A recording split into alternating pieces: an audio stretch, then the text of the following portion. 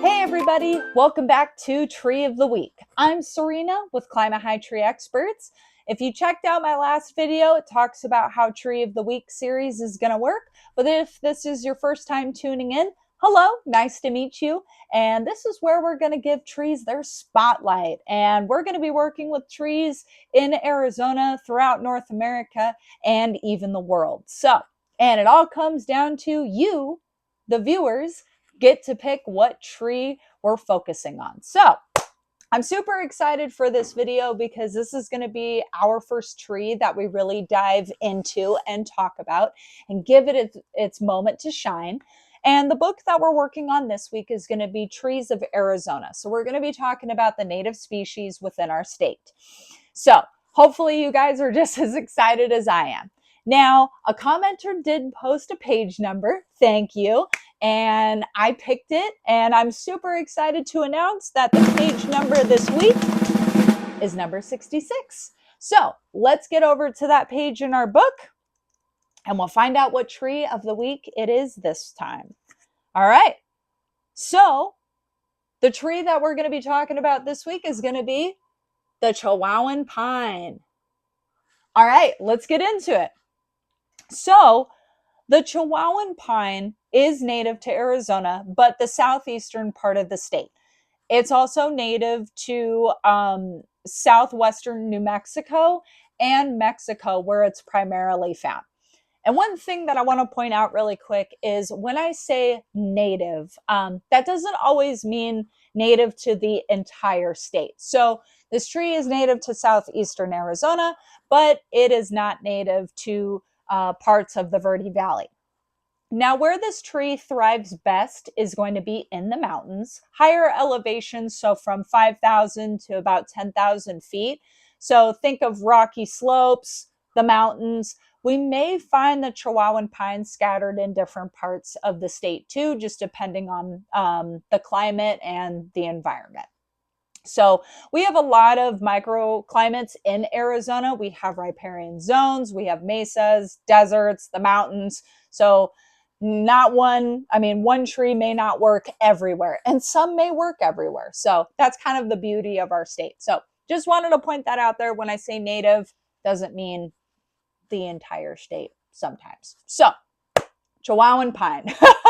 How can we identify this tree? Well, I've just posted up in the video here, right there, what it looks like. But if we're driving through, parts of New Mexico, maybe we're in Mexico or the lower part of our state, how do we identify it? Well, the big kicker here, as you can see, is it's not your typical Christmas tree, picture perfect ornamental pine. We have here a wild, rugged, open pine. I think that's great. I'm into it. I think it's cool. I work with a lot of that in the Verde Valley. Just very open, kind of that wild thing vibe with pines. So I really like that, but that's what it looks like. One key factor is going to be the pine needles. So the pine needles grow in bundles, which are called fascicles. And typically you'll see 3 pine needles per bundle, sometimes 3 to 5. More often you'll see 3. The color is going to be a green to yellowish green. And they typically last on the tree for about 2 years before the tree sheds them. And this tree averages anywhere from about 50 to 90 feet in height, which puts it in that medium to large scale, more on the medium side. And I know some of you are probably like, 90 feet is huge, Serena. Well, yeah, in the Verde Valley, and we don't typically see 90-foot trees.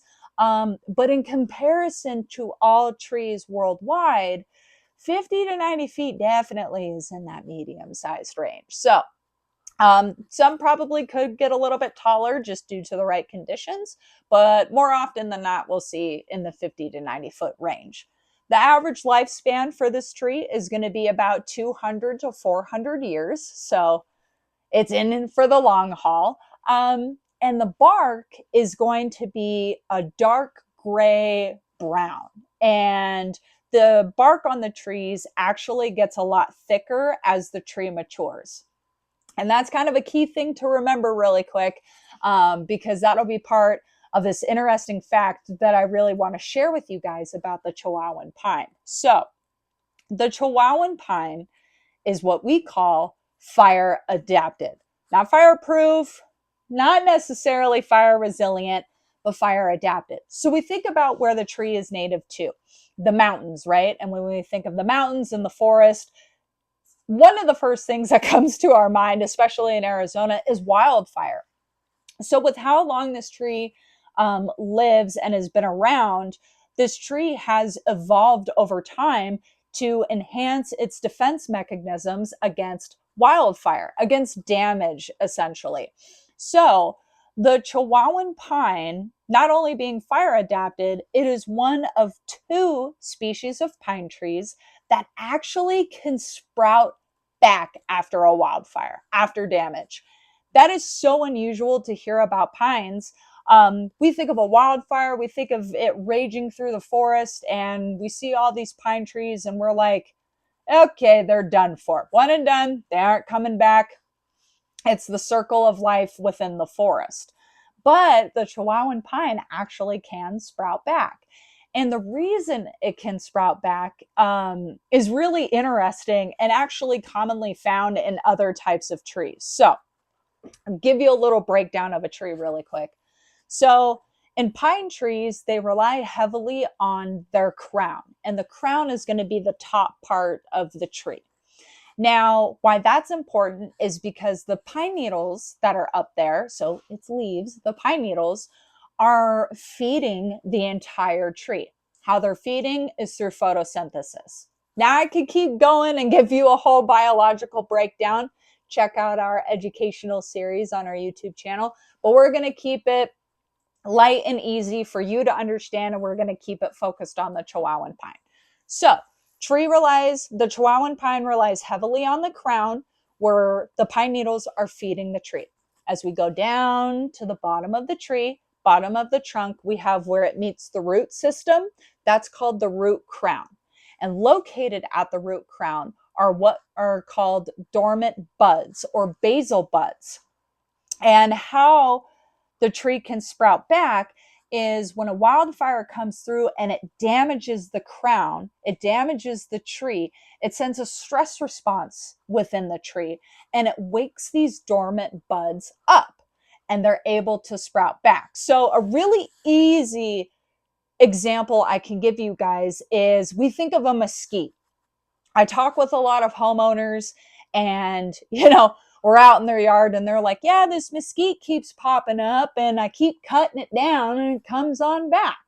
Well, the reason why is when you cut the mesquite, you're sending a stress response because it's damaged now and it's waking itself back up. It's waking up what's called an epicormic growth. So some people say water sprouts or suckers, but it's epicormic growth and now it's coming back.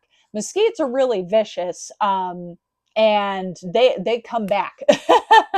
So with a pine tree, with the Chihuahuan pine, it's not as vigorous as a mesquite, but it's the same idea with the dormant buds, with the stress response, and then it's waking these dormant buds up and it's able to sprout back. So I think that's really fascinating when it comes to a pine tree. I'm thinking about, a wildfire coming through, and these trees have a chance to come back. Now, the root crown still has to be intact and not completely damaged. So what we would say, there's still life in the tree for this to happen. But I mean, hey, that's a great backup plan that the Chihuahuan pine has. And one other thing that it's adapted over time is its bark. So I said earlier that it has very thick bark as the tree matures, but over time, this tree is adapted to grow even thicker bark, which protects the inner tissue underneath and provides protection during lower intensity fires. So not all wildfires are ragers. Some are a little bit less. And this is where the Chihuahuan pine would have a really strong fighting chance. Would be during a low intensity fire. So I think that's just incredible, and it's so awesome to watch adaptation when it comes to trees. and what they'll do to enhance their defense mechanisms. And especially because, we've been talking about fire lately all throughout Yavapai County. We're in stage 1 now. This is a big thing to talk about. And knowing that a tree has, a fighting chance, that's pretty rad. So, anyways, the burning question I'm sure that a lot of you may have after giving this awesome fact about a pine tree is, would it work in the Verde Valley? And I'm going to say maybe to probably not.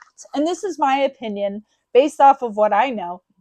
But the reason why I say probably not is, okay, again, we think back to where this tree is native to. 5,000 to 10,000 feet in elevation. So we like the mountains, we like higher, we like cooler climates. So in parts like maybe Cottonwood or Camp Verde, we think of the summer and how hot it gets. The soil that we have in these areas is extremely compacted, and compacted soil actually reflects heat onto the root system. And so if we're trying to take care of this tree, just with the heat and the soil compaction alone, your tree is going to struggle, and it probably will always struggle and then eventually fall into a state of decline and more than likely not make it. Also, poor watering. That is a really key factor that we've noticed in the Verde Valley when it comes to trees in general. And especially for this tree needing a little bit more rather than, low in their desert where it's maybe a little bit more drought tolerant, it would really require commitment to correct watering, and even soil remediation. So for parts like Cottonwood and Camp Verde, I would say your chances are going to be on the harder side, the more difficult side. Now, in parts like higher parts of Sedona, maybe Rimrock on our way to Flagstaff, maybe some parts of Cornville too, you might have a greater chance. But again, it really all comes down to one, our climate and the heat that we experience, but also the soil that we have and how compacted it is, and the type of soil that we have too. We have really poor drainage in parts throughout the Verde Valley.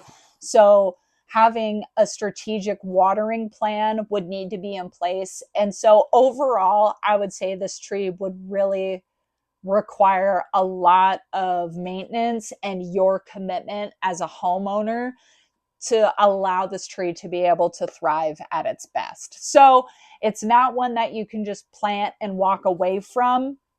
It would definitely take a whole lot of nurturing and care. So that's kind of my answer on that. It'd be tough, but nothing is impossible, right? So you can give it a shot. If you do, let me know. If you need any tips or tricks, you know where to find us. But yeah, I would say there's probably some better options out there specifically to the Verde Valley. But overall, this tree is pretty great. It's awesome. It's got that wild mountain vibe to it, and it's fire adapted. That is so cool. I'm into it. So hopefully you guys enjoyed learning about this tree of the week, the Chihuahuan pine.